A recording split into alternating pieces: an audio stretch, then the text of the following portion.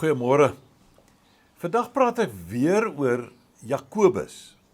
Maar dit is nie dieselfde Jakobus wat ons so 'n paar dae gelede oor gepraat het nie. Hierdie Jakobus was die seun van Alfeus en Maria en sy was ook die ma van Joses, waarvan ons lees in Markus 15 vers 40. En as jy dit nou alles mooi aan mekaar sit, dan sal jy sien dat hy 'n halfbroer van die Here Jesus was. Hy word dan ook in Markus 15 genoem Klein Jakobus, of in die 2020 vertaling word hy genoem die Jong Jakobus. Die King James Version verwys na hom as James the Less. Dit is waarskynlik so omdat hy kleiner van bou was as Jakobus, die seun van Zebedeus. En gedurende die tydperk tussen die opstanding en die hemelvaart van die Here Jesus, het die Here aan hom verskyn, aan hierdie Jakobus. Ons lees dit in 1 Korintiërs 15 vers 7. En dan kom ons agter dat hierdie man het in posisie, in rol wat hy gevul het, gevorder.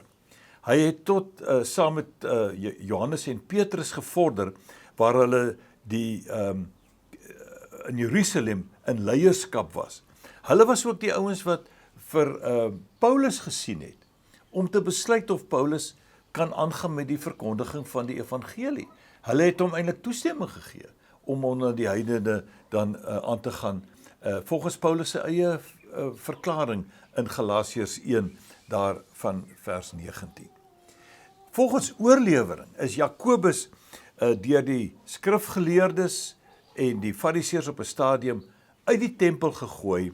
Hy is gestenig en verskriklik, sy brein is met 'n swaar knippel verpletter. Verskriklik, 'n man wat soveel vir die Here gedoen het. Maar as mens gaan kyk hoe die einde van die Here Jesus was, en die ander disippels, selfs Petrus, waarvan ons reeds gepraat het, wat toe hy gekruisig moes word, verkies het om onderste bo gekruisig te word, volgens tradisie. Omdat hy nie homself waardig geag het om dieselfde wyse as die Here Jesus gekruisig te word nie.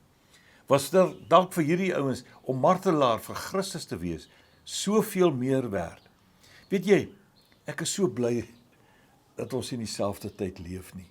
Dat ons in, kan ek amper sê, meer beskaafde omstandighede kan leef. En met vrymoedigheid die evangelie kan verkondig, sonder dat ons bang hoef te wees, dat ons uit die kerk gesleep sal word en dat ons brein met 'n knippel verpletter gaan wees.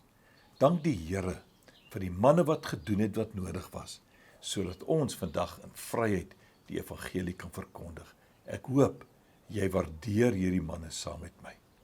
Geseënde dag vir jou.